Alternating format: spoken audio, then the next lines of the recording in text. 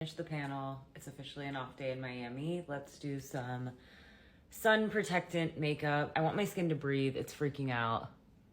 Not freaking out, but it needs some sun. So breathable protected makeup. I do 2 layers of SPF starting with the Kosas Dream Beam. I haven't pulled this out in a hot second. I've been pale as a ghost. New York body is like, to the sun. Just gives the best like glow and tint. I feel like wearing or reapplying lip liners when I do the Saatchi lip stain. It's the shade Hazel. I sound so raspy. I sound like a chain smoker. I don't like pink lips, so this is like a straight brown. And I typically only overline. I don't know what's going on today, but we're gonna go with it. Next layer of protection. This is the Versed Serum Skin Tint SPF 40. It's so good. I have to bring a brush over here, so we're just gonna apply with our fingers. This is the most gorgeous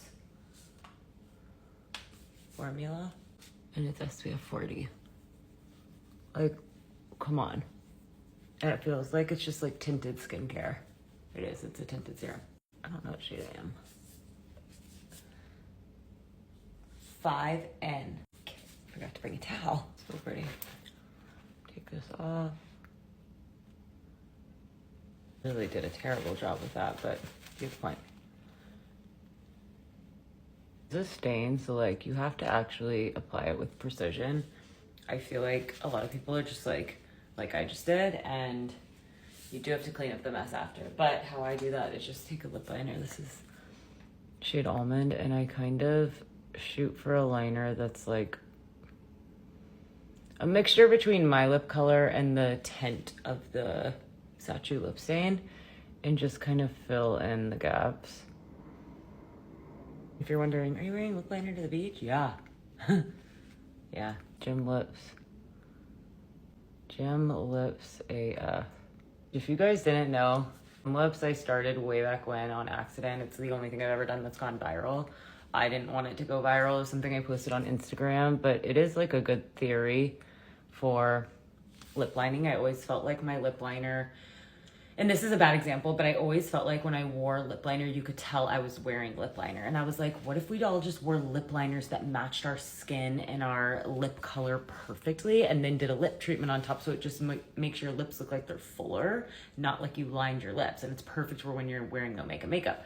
So I was explaining that on Instagram, and I was like, yeah, I call it my gym lips. Like, find a lip liner, it matches my lips perfectly. Not this one that would be way lighter and more pink. I buff it on so it just blends in perfectly with my lip. I do a lip mask on top, and it looks like you got lip filler, but you lined your lips. So Gym Lips came about, and then it blew up on TikTok. I wasn't even on TikTok at the time. I was like, huh?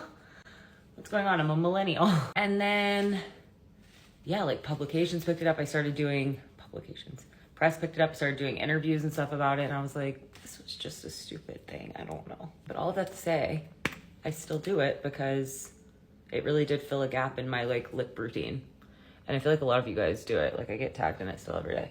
A little Road Piggy.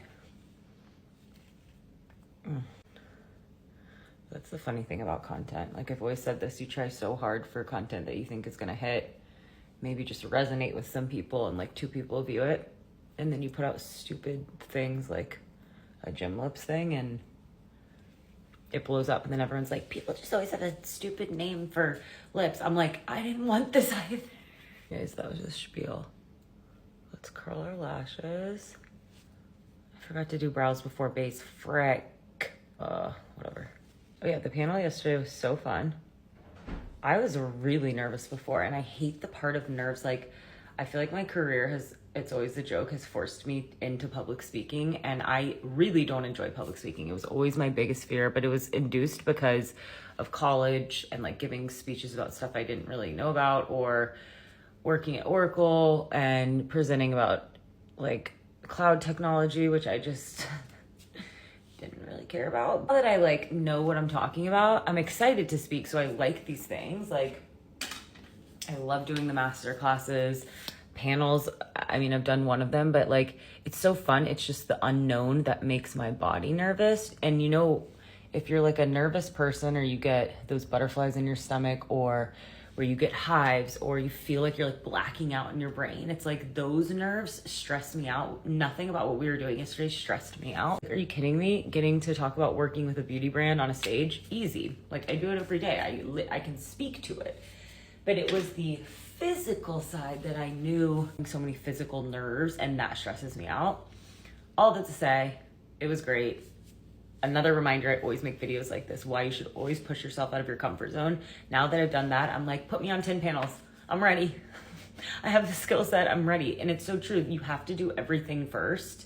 That goes for starting a new career, that goes for starting, chasing a new dream, start like being a mom for the first time. Like you have to do things for the first time. That just is what it is, and it's gonna be uncomfortable. But the second you work through it, you're just a different person and you have so much more confidence and you feel empowered because you're like, I did that. I did something hard for myself. So if you're someone that's trying to take yourself to the next level, you want more, you want to let, like, whatever it is, like I always implore you guys to step out of your comfort zone and do the things that make you uncomfortable because you just build so much confidence in yourself.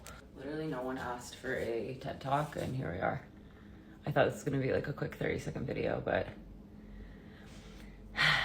time to go lay on the beach. I actually have an interview in 30 minutes, which I'm excited about. I'm using birthday cake. This is actually the old formula. I think they reformulated it, but I don't know, it smells amazing.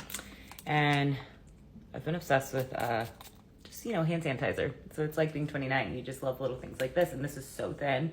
I put it in, I mean, I have like 4 in my airport bag, but it's the brand Noshiku and it's eucalyptus. It smells amazing. It's my best friend. Swimsuit is, yeah, my swimsuit's Frankie Bikini. It's just a classic black suit. You can't go wrong. This is a David Coma skirt.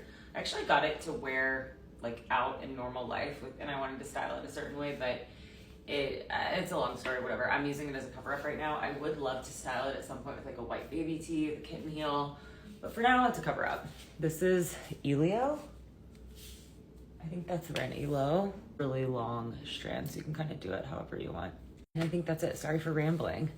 I don't have a beach bag either, so I'm like, where am I putting my shit? This is my fit. I'm gonna just go barefoot, I guess, or wear my little Havanas. Bye.